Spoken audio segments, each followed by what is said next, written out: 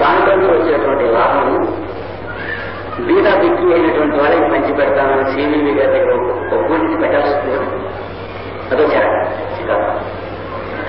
అది చెప్తే శ్రోత్రియ మూడవ వ్యక్తి చెప్పుతాడు. అప్పుడు ఏమవుతుంది? పృథివీ విత్తస్య పూర్ణా స్యాత్. ఈ భూగోళ సంస్థ మీద ఉన్నటువంటి పంట పడినటువంటి సంపద కూడా నీ చేతుల దగ్గర ఉంటుంది.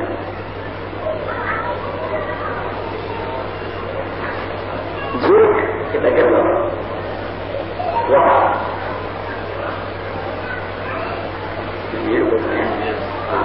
జూరిక్ దగ్గరలో ఒక పెద్ద వ్యాలీ ఉంది, పర్వతాల మధ్య లోయ, మహాలోయ. చాలా అద్భుతంగా ఆశ్చర్యకరంగా ఉంటుంది. ఆ జూరిక్ మహానగరంలో, ఏది స్విట్జర్లాండ్ లో, ఒక 24 ఏళ్ల వయస్సులో ఒక యూదుడు కుర్రవాడు 10 మంది యూదుల దగ్గర అప్పు తెచ్చి వ్యాపారం ప్రారంభం చేశాడు. ప్రారంభం చేస్తూ వాళ్ళ దైవం అయినటువంటి యెహోవాకు ఏమని మొక్కాడో తెలుసున ఇప్పటికీ 10 సంవత్సరాల కిందట. ఇందులో వచ్చేటువంటి లాభం నేను 300% లాభం తీస్తానన్నాడు. తప్పుగా అది ఎన్నడూ కాదన్నాడు. ఎందుకంటే మొదటి 100% లాభం మన యూదు జాతి వాళ్ళలో ప్రపంచంలో ఎక్కడెక్కడ ముసలాళ్ళైనారు, కాలు చేయి పడిపోయినటువంటి వాళ్ళు, కన్ను ముక్కు లేనటువంటి వాళ్ళు ఉన్నారో వాళ్ళందరూ వచ్చి యావజ్జీవం కాలక్షేపం చేయడం కోసం అని చెప్పి ఒక ప్రదేశం ఏర్పాటు చేస్తున్నాను, ఈ లోయ కొంటాను అన్నాడు. కొన్న కొనుగోయినా అనగలమా మన భారతీయ రక్తం తెగ్గోసినా అనలేము. బైబర్త్ వీఆర్ మీన్ అంటే చేయాల్సి వస్తుందేమో, చేయకపోతే తర్వాత ఏమన్నా అది కూడా పెరం పిల్లలు మనం ఏమవుతామో కానీ లేకపోతే చేయకుండా ఉంటాం. అంటే ఒక్కొక్క జాతికి ఒక్కొక్క నీచత ఉంది, మన జాతిలో ఉన్నాయి.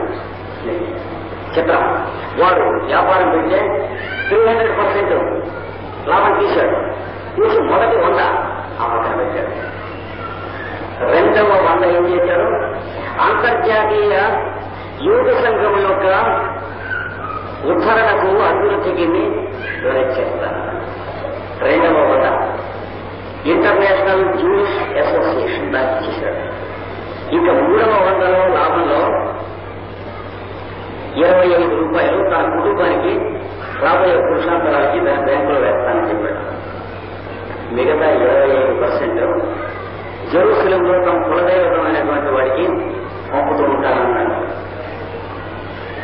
యెహోవా దేవాలయానికి. మిగిలినటువంటి ముందే 55% ఉంది కదా, ఆ 50% 25% వ్యాపారం చేస్తూ ఉన్నటువంటి పెట్టుబడిలో కలుపుతాం.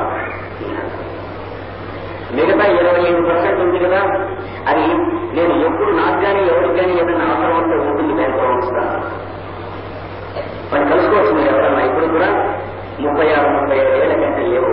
కానీ భూగోళం మొత్తం మీద ఇట్లా భూగోళాన్ని చేతితో పట్టుకుని తమాషగా ఇంత చూస్తున్నటువంటి ఆగర్భ శ్రీమంతులైనటువంటి మహానుభావులు సెల్ఫ్ మేడ్ మిలీనియర్స్ లో వాడు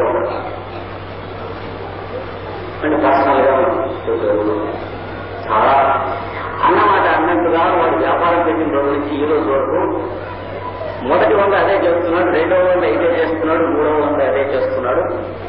వాడు యూదుల కోసం కట్టినటువంటి మహానగరం చూసినట్లయితే అక్కడ లోయలో ఎక్కడ మాయాబజార్ సినిమా కన్నా దానిపైన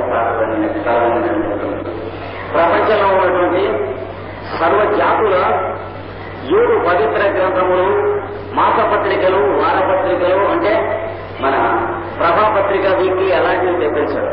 వాడేం భారతీయుగా సెక్స్ మ్యాగజైన్స్ తెప్పించాడు. అంటే ఇండియన్స్ లాంటి రిఫ్రాక్ట్ ఉండకూడదు కాదు. ఆ డబ్బులు పెట్టి ఏం సద్వినియోగం చేయొచ్చో తెలిసిన పవిత్రమైన జాతులలో వాళ్ళది ఒక జాతి. అతను ఆ చేస్తూ ఉన్నటువంటి దాంట్లో వృద్ధులు అక్కడ ఉంటూ ఉంటే వాళ్ళకి ఎంత భూతల స్వర్గము, వైకుంఠము, కైలాసము ఉన్నదో మా కళ్ళతో మేము చూశాం.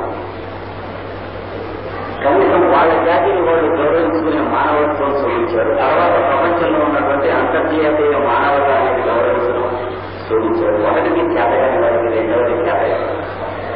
తన జాతి మీద నమ్మకం లేని వాడికి, జాతి మీద విశ్వాసం లేని వాడికి, బయట జాతులను చూస్తే భయపడటమో వాళ్ళ దగ్గర అడుక్కు తింటామో చేస్తాడు, కానీ బయట జాతులను గౌరవించే చేత కదా. చూసుకో, వాడు శ్రోత్రియస్య జాతామహతస్య అనేది 3వ మెట్టు ఎక్కాడు. చూసారా? అలాగే 4వ మెట్టు ఉన్నది మనకు దూరం 6వ మెట్టు ఉన్నది అని చెప్పాడు. ఎప్పుడు ఎన్ని మెట్లైనా ఈ మెట్టుకు పైకి వెళ్తుంటే ఎంతకంటే ఎక్కువగా ఉన్నటువంటి లాభం వస్తుంది. అది ముట్టుకోకుండా ఉంటే దాని పై మెట్టు, అది ముట్టుకోకుండా ఉంటే దాని పై మెట్టు. అంటే మొదటి మెట్టు మీద మనం అడుగుతాం, అయితే మనకెందుకండి? మన కోసం కాదు, ఆ ప్రశ్న వేయని వాళ్ళ కోసం ఈ చెప్పినటువంటి పాఠం. అంటే కొన్ని జన్మలైన తర్వాత ఎప్పుడైనా ఆ ప్రశ్న వేయకుండా ఉండేటువంటి స్వభావం మనకు కొంచెం కలుపుగాక అప్పుడు మనకి ఇక్కడ ఉపనిషత్తులు ఈ ఋషీంద్రులు ఏం చెప్పారనేటువంటి మనకు బోధపడుతుంది. అకామహతుడు ఎలా ఉంటాడు, ఒక ఋషీంద్రుడు ఎలా ఉంటాడు? దేని కోసం ఆశపడకపోయినా మోక్షం కోసం ఆశపడుతున్నట్లుగా కనీసం నటించడాలనేటువంటి ఇన్సిన్సియర్గా అయినా ఉన్నాను. దేనికోసం ఆశపడకపోయినా డబ్బు, ఇల్లు, వాకిలి మొదలైనటువంటి వాటి కోసం ఆశపడుతున్నట్టు కనిపించకపోయినా ఆశపడటం అనివార్యంగా ఉన్నాయి. ఈ ఇద్దరికీ అందరూ అన్నాడు ఈయన చెప్పినటువంటి తేశతం మానుష ఆనంద, మనుష్య గంధర్వాణ ఆనంద ఇట్లాంటివి అంటే కనుక ఒక వాక్యం గుర్తుంచుకుని ఈ అధ్యాయం ప్రస్తుతానికి కాదు తర్వాత అధ్యాయంలో చూస్తున్నాం. ఆ వాక్యం అనేది శ్రోత్రియస్య జాతామహతస్య.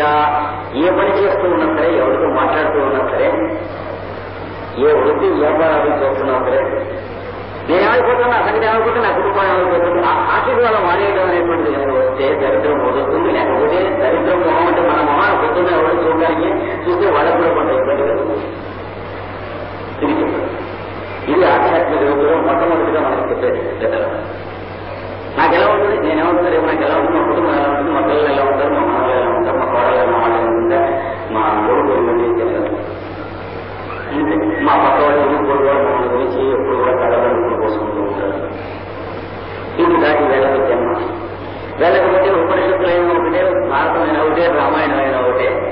కనుక వెళ్ళాలి.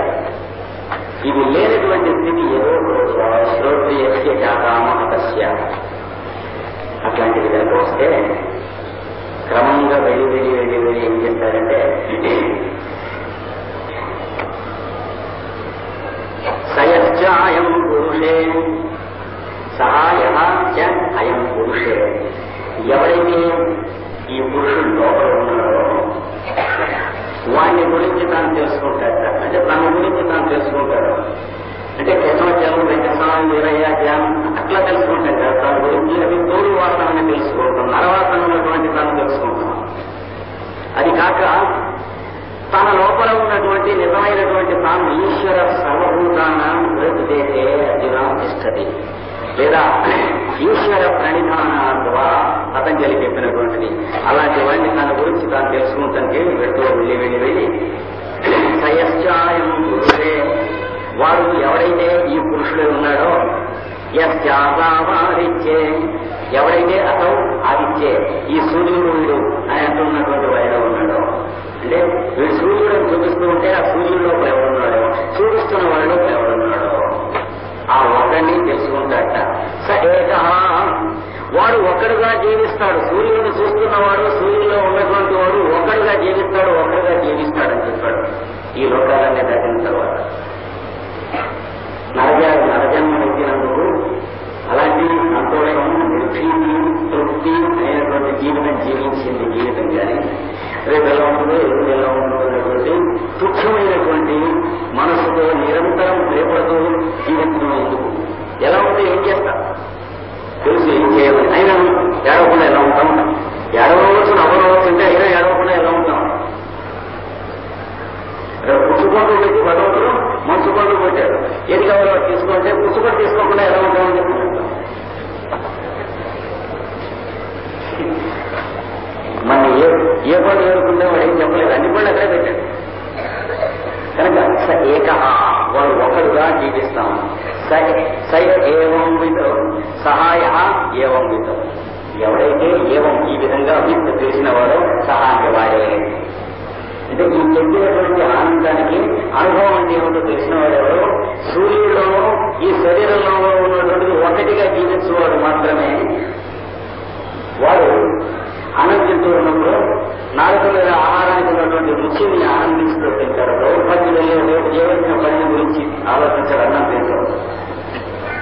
ప్రయాణానికి బయలుదేరి వెళ్లే టైంలో ప్రయాణం చేస్తారు. కానీ 3 రోజుల దగ్గర నుంచి ఈ మానసికంగా ప్రయాణం చేసి తాను హైరాణపడి ఇంట్లో ఉన్నటువంటి భార్య పిల్లల్ని దృష్టి పెట్టాడు.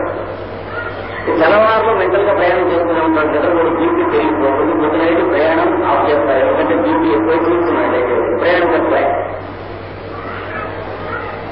ఇలాంటివి అంటే మెంటల్ గా అది ఇది తినడం, మెంటల్ గా వదిలి అయిపోవడం, మెంటల్ గా వాళ్ళని వీళ్ళని గురించి కామక్రోధాలు రాగద్వేషాలు పడటం, ఇవన్నీ పోయి నాలుగు సూర్యుల్లో ఒకరే ఉంటున్నట్టుగా బతికితే అలాంటి వారికి మీరు కూడా ఒకరే ఉంటారు కదా, రెండవ వాడు ఉండడు.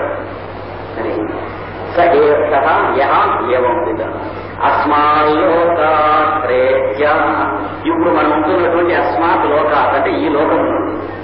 ఏది మా లోకం, ఎవరి లోకం అదే ఉంది, గుడి లోకం అంటారు. సత్యంగా ఉండాలండి అంటాడు. ఆ మాట నేను చెబుతున్నాను అంటాడు వాడు. అంటే ఎవరి సత్యం వాడిది, సత్యం పెడపెట్లాడుతూ కానీ వాడి సత్యం వీడికి ఉండదు, వీడి సత్యం వాడికి ఉండదు, రెండు అసత్యం. ధర్మంగా ఉండాలండి అంటే ఆ మాట అంటానికి బుద్ధి ఉండాలండి అంటాడు. అలాంటి ఈ లోకం నుంచి బయలుదేరి నెల్లిగా వెళ్ళి, అంటే భౌతికంగా వెళ్ళాడు, శరీరంతోనే జీవిస్తూ ఉంటాడు కానీ శరీరంలో జీవిస్తాడు. మెల్లిమెల్లిగా పై లోకాల్లో జీవిస్తాడు. ఏతమన్నమయమాత్మానముపసంక్రామతి. ఏతం అన్నమయం ఆత్మానం ఉపసంక్రామతి. ఈ అన్నమయమైనటువంటి ఆత్మను పొందుతున్నాడు. అంటే శరీరంగా తానుండటమో, శరీరంలో తానుండటమో అంటే కన్నంలో పనిపోతున్నట్టు కాకుండా ఆత్మలో తానుంటాడు, శరీరం ఆత్మలో భాగంగా ఉంటుంది. అలా ఉంటున్నాడు. అన్నమయమైనటువంటి ఆత్మగా తెలుసుకుంటున్నాడు శరీరాన్ని. శరీరం వేరు ఆత్మ వేరు అనేటువంటిది మెట్ట వేదాంతం చెప్పదు. అయితే దేహాత్మబుద్ధి తగదని చెప్పారు కదా, అంటే ఆ మాట అర్థం వేరు, మనం చేసుకున్న అర్థం వేరు. దేహాత్మబుద్ధి తగదంటే ఈ దేహాన్ని మనం ఎలా అర్థం చేసుకుంటున్నాం, అది నేనని అనుకుంటాం తగద ఇప్పుడు చెప్పింది. అంతేగాని దేహంలో ఉన్నది అంతర్యామి కాదు, నానంతర్యామని అర్థం కాదు.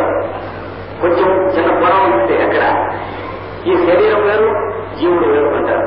శరీరం వేరంటే ఈ విడగొట్టి కత్తిరించి ఎవరమని మరి కాదు. శరీరం అంటే మనం ఏమనుకుంటున్నాం, అది ఏడిచినట్టుంది, ఆ అభిప్రాయం వేరును. శరీరంలోనూ మొదలైనటువంటి వాటిలో ఉన్నటువంటి అంతర్యాన్ని వేరును నాయన అని అంటున్నాం. బాగా అర్థం చేసుకోవాలి. కనుక అన్నమయమైనటువంటి ఆత్మను ఉపసంక్రమింపజేసుకుంటాడు. ఏదం ప్రాణమయం ఆత్మానం ఉపసంక్రామతి. అన్నమయ శరీరం వాడి స్వామిత్వంలోకి వచ్చాక శరీరం వేరే ఉండదు, వాళ్ళు భాగంగానే ఆత్మగానే ఉంటుంది. ఆ పైన ప్రాణమయ కోసం అనేటువంటి ఆత్మను ఉపసంక్రమణం చేసుకుంటాడు. అంటే పంచప్రాణములు వాటి ప్రసారము ఈ దేహమునందు అది ఆత్మలో భాగం అవుతుంది కానీ వేరే ఉండదు. ఆ పైన ఏదం మనోమయం ఆత్మానం ఉపసంక్రామతి. మనోమయ కోశం కూడా ఆత్మగా ఉంటుంది కానీ మనస్సుగా ఉండదు. మనస్సుగా ఉంటే దానిష్టం వచ్చినట్టు అది ఉంటుంది, వీడు దానిష్టం వచ్చినట్టు ఉండాలి. ఏం తెలుసుకుంటాను, మైండ్ బాగుంది పలకరించకండి, మూడ్స్ బాగుంటుంది నాకు కదిలించకండి, నేను మనిషిని కాదు అని చెబుతూనే ఉంటాడు. అహోరాత్రాలు ఒక 30 సంవత్సరాలు ఆయన గ్రంథాల మీద జీవితం గడిపినటువంటి ఒక ఆయన మనకు కావాల్సిన కాన్సెప్ట్స్ అన్ని వేరే దీన్ని ఎడిట్మెంట్ ఆల్ఫాబెటిక్ గా ఒక బుక్ వచ్చాడు, పాండర్ ఆన్ దిస్ అనేటువంటి.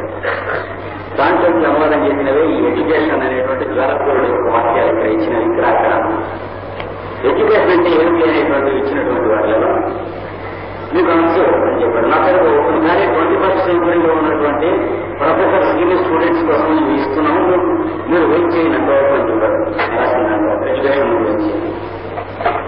కనుక విజ్ఞానమయ కోశాన్ని కూడా ఉపసంక్రమణం చేస్తాం, పొందుతామన్నాడు. పొందిన తర్వాత చివరికి ఏదం ఆనందమయం ఆత్మానం ఉపసంక్రామతి. అప్పుడు ఈ ఆనందమయ కోశం ఉందే అది కూడా ఆత్మగా ఉపసంక్రమణం చేసుకుంటారు. ఎలా ఉంటుంది, నది మహాప్రవాహం పెడుతూ ఉంటే అందులో ఈతరాని వాడు కొట్టుకెట్టు ఉన్నట్టు మొట్టమొదటి పరిస్థితి ఉంటుంది. నది మహాప్రవాహం పెడుతూ ఉంటే ఒక పడవలో వెళ్తూ పడవ నడిపే వాడు తీసుకెళ్తుంటే భయపడుతున్న వాడి బ్రతుకులాగా తర్వాత వాడి స్థితి ఉంటుంది జన్మలో. ఇంకా కొన్ని జన్మలు అయిన తర్వాత ఒక చిన్న స్టీమ్ బోట్ లో వెళ్తూ భయం లేదని అనుకుని అక్కడికి కొంచెం ఉడుకుంటే భయపడుతూ ఉన్న జన్మలాగా ఉంటుంది బ్రతుకంతా. ఇంకా కొన్ని జన్మలైన తర్వాత మంచి షిప్లోనో స్టీమర్లోనూ వెళ్తూ చాలా కంఫర్టబుల్ గా ఉన్నాయి, మనకేం భయం లేదని అనుకుంటూ ఉంటాము. సముద్రంలో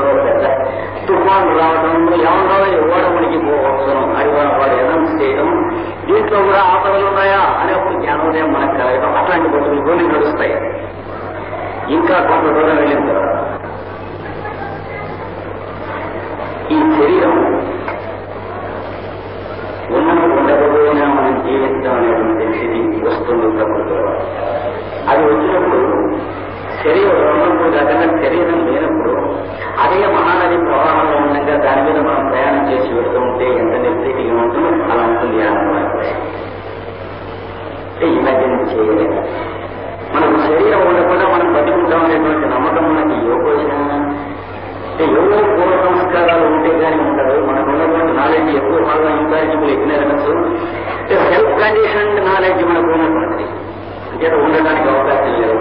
మనకి రీజనబుల్ అని కనిపించేదల్లా మనం పూర్వము ఎరుగున్నటువంటి విషయాలతో పోల్చి చూసుకున్నటువంటి దాన్ని రీజనబుల్ అంటాం. మనం ఎదురుకి ఎరగినటువంటి విషయాలకి అన్రీజనబుల్ అంటాం. అంతకంటే మనకున్న ప్రమాణం ఏమీ లేదు. మనస్సుకి కబోడి ప్రమాణం అంటే అందుకని ఇలాంటి స్థితి నుంచి దాటి ప్రకృతిలో క్రమంగా రెక్కలు నిలుపుకున్నట్టు ఒక మార్పు వస్తుంది.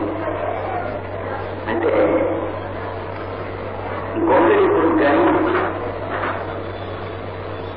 ఆకుపచ్చని ఆకుకూరు కానీ ఆకుల మట్టి ఉంటూ తిరుగుతూ మెల్లిగా అసలు పాకుతూ అది తప్ప ఇంకేం ఏదైనా బ్రతుకుతూ ఉన్నటువంటి కొన్నాళ్ళు నిద్ర వంటి చిత్రమైనటువంటి స్థితి వచ్చి పురుగ్గా ఉంటే మమ్మల్ని సీతాకోపంగా బయటకు వస్తే ఏ మార్పు వస్తుందో, ఎలాంటి మార్పు అలాంటి మార్పు వస్తుంది. దాంట్లో వస్తుంది కానీ మార్పు పక్కన ఉన్నటువంటి ఆకుకూరుకి ఎక్స్ప్లెయిన్ చేయడానికి ఉండదు. అది మాట పైకి చూస్తే కొన్ని వేల చెట్లు ఒక మాటగా వస్తుంది. ఇది వచ్చి ఈ అంత ముందు తన తమ్ముళ్ళు గాను చెల్లెలు గాను మేనల్లు గాను ఉంటున్నటువంటి ఆకుకూరుల దగ్గరికి వచ్చి ఒరే జీవితం చేయలేంట్రా అని అడిగితే చేయలేని తలకాయ ఈ ఆకు మీద ఉన్నటువంటి పత్ర అయిపోయిన తర్వాత పాపకూరులు ఎంతో ఉంటాము. ఈరోజు ఇంకో ఆకు చూసుకుని దాని మీద ఆరు గట్టిగా వేసి ఈ ఆకు నుంచి దాని మీద చేస్తాము. ఇంతే జీవితం చేయడం ఉంటాం. అంటే చదువు వెళ్ళిపోయే లోపల ఎక్కడో నౌకరీలో చదువులో చేయడం, అందులో చేరడం, ఇంత తప్ప ఇంకేమో అప్పుడు సీతాకోపం కోరుతుంది. అలా కాదురా ఈ ఆటలో ఈ ఆట నిత్యమా అంటే దీనికి కనిపిస్తే చుట్టుపక్కల 5 రాత్రులే కొన్ని జాబ్ వచ్చి సీతాకోపం ఎన్ని పూసి వచ్చింది, ఒక 100 చెట్లు పూసి వచ్చింది. ఇలా 100 చెట్లు ఉన్నాయి, ఏం భయం లేదు అని అడిగితే అది అంటుంది నీకు బుద్ధి లేదా నాకు బుద్ధి లేదా, నా సేఫ్టీ నేను చూసుకుంటాను, నీకు అక్కర్లేదని నువ్వు బాగుంటుంది. అంటే ఆ చెప్పేది దీనికి ఎక్కడ ఇవ్వలేదు. దీనికి కూడా రెక్కలు తిన్నాడు తెలియాల్సిందే కానీ పుటం పెట్టినా అది చెప్పింది దీనికి ఎక్కడ. కనుక ఈ ఋషులు మొదలైనటువంటి వాళ్ళు ఏం చెబుతున్నారు అనేది మనకు రెక్కలు వచ్చినాడు గురించి క్రమక్రమంగా బోధపడవలసినదే కానీ ఇంకో రకంగా బోధపడడం. కనుక ఈ ఆనందమయ కోసం కూడా ఉపసంక్రమణం చెందినప్పుడు జీవితం ఎలా ఉంటుంది, శరీరం లేకుండా ప్రయాణం చేస్తూ ఉన్నప్పుడు ఎలా ఉంటుందో అలా ఉంటుంది. తదప్యేత శ్లోకోపవతి అది కూడా చక్కగా కీర్తనం చేయబడి ఉన్నది. దాని గురించి కూడా చెప్పబడ్డది. ఏనంటే యతో వాచో నివర్తంతే, యత అంటే దేని నుండి, వాచ అంటే వాక్కులు, నివర్తంతే అంటే వెనక్కి తిరిగి వస్తాయో దాని గురించి చెప్పడానికి వెళ్తే వాటిని దగ్గర వెళ్ళి పర్మిషన్ లేక వెనక్కి వచ్చి చేస్తాయని దాని గురించి వాక్కులు ఎట్లాగా అప్రాప్య దాన్ని పొందగలిగే. ఏం చేత వాక్కులకి లోపలికి వెళ్ళడానికి పర్మిషన్ లేదు. ఇంకా మనసా సహా మనస్సుతో కూడా ముందు మనస్సు వాడు తీసుకెళ్తాను. నేను వచ్చేస్తాను దగ్గర రికమెండేషన్ రాను. అక్కడ దగ్గర వెళ్ళేటప్పటికి గేటేసి ఉంటుంది. ఎలా లోపలికి వెళ్ళాలంటే ఎలా వెళ్ళాలి, ఎలా రేపొద్దు లైన్ బయటకు వచ్చేసింది. కనుక మనస్సు వాక్కులు కూడాను అప్రాప్య మనసా సహా మనస్సుతో కూడా వాక్కులు వెనక్కి వస్తాయి. ఆనందమనగా ఎట్టిది ఎట్టి తింటే అని ఏం చెప్పంటారు నాల్సిందే. రుచి లాంటిది ఏం చెప్పలేము. జామకాయ రుచి ఎలా ఉంటుందని, జామకాయ రుచి తెలియనటువంటి వాళ్ళు అడిగితే తీయగా ఉంటుంది. అంటే బెల్లంలాగా అంటే కాదండి, పంచదార కాదండి, ఎలా ఉంటుందంటే అది ఎప్పుడా మా ఊరు వస్తే తింటూ కానీ అని చెప్పాల్సిందే. ఇంకేం చేయడానికి లేదు. ఏదో ఇంద్రియానికి సంబంధించినటువంటి రుచుల గురించి అప్రాప్య మనసా సహా వాచ యత నివర్తంతే అనేటువంటిది ప్రత్యక్ష సత్యంగా ప్రమాణంగా వాళ్ళు కనిపిస్తూ ఉన్నారు. ఒక అక్షరానికి తేడా లేదు మనకి. మా వదిలి గారు పెట్టినటువంటి ఊరగాయ ఎలా ఉందనుకున్నారు అంటే వాడు కూడా తింటే తెలియదు. ఏదైనా రైల్లో ఇక్కడి నుంచి హైదరాబాద్ దాకా వెళ్ళిన దాకా వైపులు ఉంటాడు, మీకు తెలిసొచ్చింది. ఆనందం బ్రహ్మణో విద్వాన్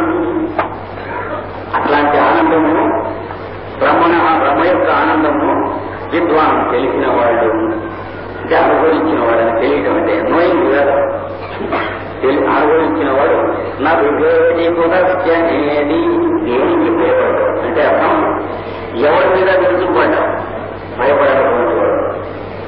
అది చూసే ధృతరాష్ట్రుడు మా అబ్బాయి అరణ్యం బయట తిరిగి వచ్చాక అజ్ఞాతవాసం అయిన తర్వాత అయితే కొంచెం మనం మాట్లాడేస్తూ పోం దూరవాడు అని ధృతరాష్ట్రుడు అడిగాడు. ఊడిపోయారు అయ్యో అన్నాడు ధృతరాష్ట్రుడు. అడిగి వెళ్ళాలి అయ్యో అంతేగాని వెళ్ళద్దని దూరం వెళ్ళి వెళ్ళాలా అని ఏమలేదు. ఎందుకని లోపల వాళ్ళు అడిగి వెళ్ళాలి, తన కొడుకులు ఈ రాజ్యాలు రావాలి అని వాళ్ళ ఉద్దేశం. ఇవన్నీ కమిట్ అయిపోతుంటే చిట్ట చివరికి ధృతరాష్ట్రుడు పెద్దల ముందు దిక్కులేని గాడిదలాగా అయిపోయాడు. అప్పుడు చూడడం మెత్తని పులి ధర్మసూది, ధర్మరాజు మెత్తని పులి వంటి వాడు. తెలియక పులిందని తెలియక చెయ్యిలా పెట్టి అడిగిలో మనం కూర్చొని మెత్తగా తగులుతూ ఉంటుంది. ఈ యువత అనుకునే ఇలా అన్నామంటే అంటుంది వెనక్కి చూసేటప్పటికి అదేమో అనక్కర్లేదు, గౌరవం తెచ్చుకోవాలి.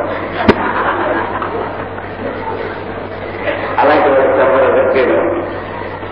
అందుకని దేనికి భయపడేటంటే భారతం చదువుకున్న వాళ్ళకి ధర్మరాజుల గురించి ఒక మాట జ్ఞాపకం చేస్తాం.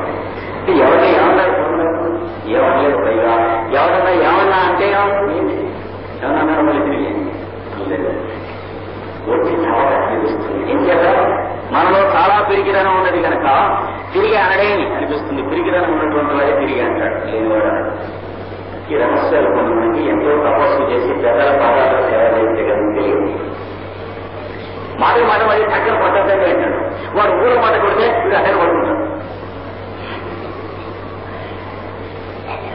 ఇవన్నీ మా చిన్నప్పుడు మేము కాలేజీలో పనిచేస్తున్నాం. ఒక వైస్ ప్రిన్సిపల్ కదా అందరినీ కలుస్తుంటాడు. సెలవు ముందుకు వెళ్ళి అంటే ఉత్తరం రాయలేదు. ఇది సమ్మర్ వెకేషన్లో కూడా ఉత్తరం రాయలేదు, దక్షిణం ఉంటుంది. సరే పోలీసు కాదు ఉంటే రోజు కాలేజీకి వెళ్ళగానే సతాయించి after a cost it doesn't cost much, little things count ఇట్లా పోకూడదు. సరే 2-3 రోజులు చూసి నేను we're not in the had of counting little things ఇంకా పెద్దగా అడుగుతాడు అనుకున్నా. ఈ ఆ రోజు నుంచి గోవు మరి గోవు గాడి అలా ఉండిపోయాడు. ఇంకా మళ్ళీ ఆ కాలేజీని వదిలిపెట్టే వరకు మళ్ళీ ఎవరైతే మాట్లాడలేవు ఇంతేనా మొత్తం లోపల కలుగుతారని అప్పుడు తెలిసింది. ఇప్పుడు ఐక్యవాదం దబాయించేటువంటి వాదం ఎందుకంటే అంటే మళ్ళీ ధర్మరాజు ఎందుకనలేదు అని అన్నామంటే మనలో చాలా పుణ్యకంగా ఉందని తెలుస్తుంది, ధర్మరాజులో లేదని తెలుస్తుంది. పరమ ప్రమాణం లేనటువంటి సత్యం తెలియాలి. చెబుతున్నారు, ఎవరైతే బ్రహ్మ యొక్క ఆనందాన్ని తెలిసిన వాడు ఉన్నాడో వాడు నా వివేకి పునశ్చరించి ఆత్మను స్పృశించను అనుభవించను. ఏవైతే ఆత్మానంతో స్పృణతే ఏం వేద ఇత్యుపనిషత్ ఆత్మానం స్పృణతే. ఇందులో ఉన్నవాడు అందులో ఉన్నవాడు అలా కాకుండా ఇందులో ఉన్నవాడు అందులో ఉన్నవాడు అని ఎప్పుడు ఇద్దరు ఉంటారు. ఆ రెండింటిలోనూ కూడా వీడు ఆత్మనే అనుభవిస్తూ ఉంటాడు. కనుక ఎవరైతే ఈ విధంగా తెలుసుకుంటూ ఉంటాడో నీలో ఉన్నవాడిని నాలో ఉన్నవాడిని కూడా ఆత్మగానే తెలుసుకుంటాడు. ఇందులో ఉన్న అన్ని కోసములని ఆత్మగానే తెలుసుకున్నప్పుడు నీలో ఉన్నవాడు నాలో ఉన్నవాడు అని వేరే అస్తిత్వం ఉన్నప్పుడు మనకున్నటువంటి తర్కము మొదలైనటువంటి ఇవన్నీ ఉంటాయి. కానీ ఎలా అయినా ఎదుటివాడంటే జాగ్రత్తగా ఉండాలి, ఉపనిషత్తులో ఎంత చెప్పినా అని అనుకునేటువంటి దౌర్భాగ్యుడికి ఆనందమైన కోసం ఉండదు. జాగ్రత్తగా ఉండనక్కర్లేదు, ప్రకృతి లేకపోతే చాలు. ఇది ఈ అధ్యాయంలో చెప్పబడినటువంటిది.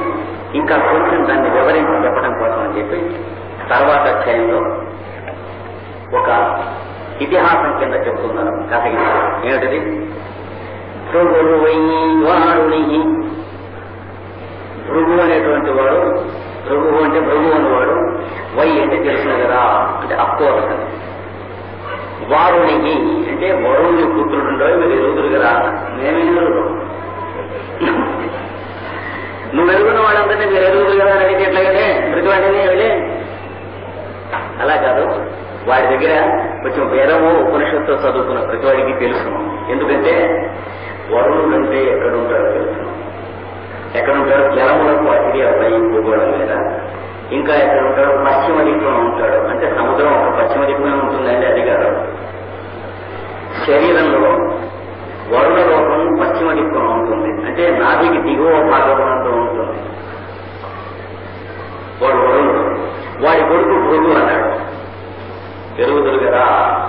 భృగు వంశంలో ఎవరుంటారు? శుక్రుడు ఉన్నాడు. అంటే శుక్రుడు మనకు శుక్రగణములను ఇస్తాడు. తండ్రి పూర్వమైనటువంటి లోకం ఇక్కడ ఉన్నది శరీరంలో. కనుక తెలుసును కదా అన్నాడు. భృగుర్వైవారుణి వరుణం పితరముపససార. తండ్రి అయినటువంటి వరుణుల దగ్గరికి వెళ్ళాట కొడుకు. ఎప్పుడు కొడుకు వాడేట, ఎంతమందిలో అయినా సరే ఎప్పుడు తండ్రి వాడేట.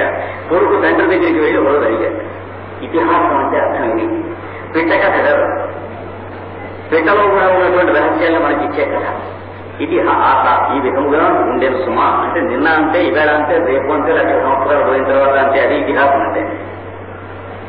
వెళ్ళి అడిగట తండ్రి దగ్గరికి వెళ్ళి, అధీ భగవో బ్రహ్మేది. భగవాన్ అంటే ఓ మహానుభావ, గురుత్తమ, బ్రహ్మను అధ్యయనం చేయొచ్చు నా చేత.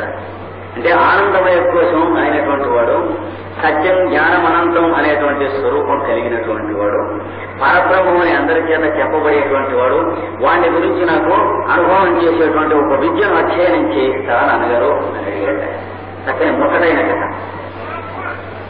అంటే అర్థం, ఈ కథలో చెప్పబడిన ఫలశ్రుతి అయినటువంటి ఆనందము పొందదలుచుకున్నటువంటి వాడు, సరైన అమ్మకి సరైన అబ్బకి, అంటే పాతివ్రత్యము ఏకపతిని వ్రతము అయినటువంటి వాళ్ళకు పుట్టినటువంటి బిడ్డ మాత్రమే అయి ఉంటేనే ఇది అనుభవిస్తారని చెప్పడం కోసం కథ ఇలా పెట్టాడు మీకు.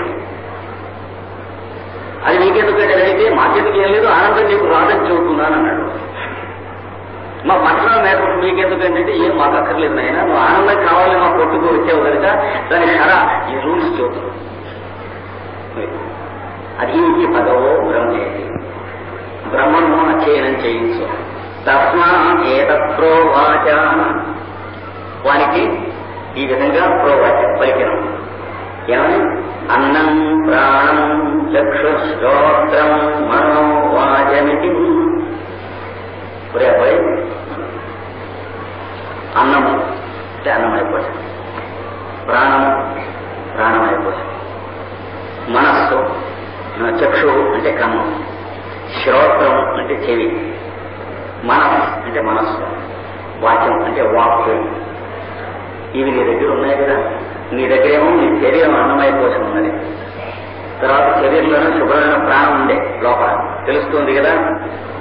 కన్ను ఉండే చూస్తూ ఉన్నది కనిపిస్తాను. వింటూ ఉన్నవన్నీ జాగ్రత్తగా అర్థం చేసుకుని వింటానికి చెవి ఉండే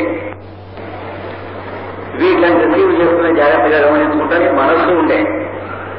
దాని గురించి కొంచెం గొప్ప తెలిసినా తెలియకపోయినా అడగటానికి చెప్పడానికి నోరు ఉండే, వాక్ ఉండే. ఏమి దానికి ఏమైనా అయినా అన్నట్ట. వాచ వాడితో అన్నట్ట.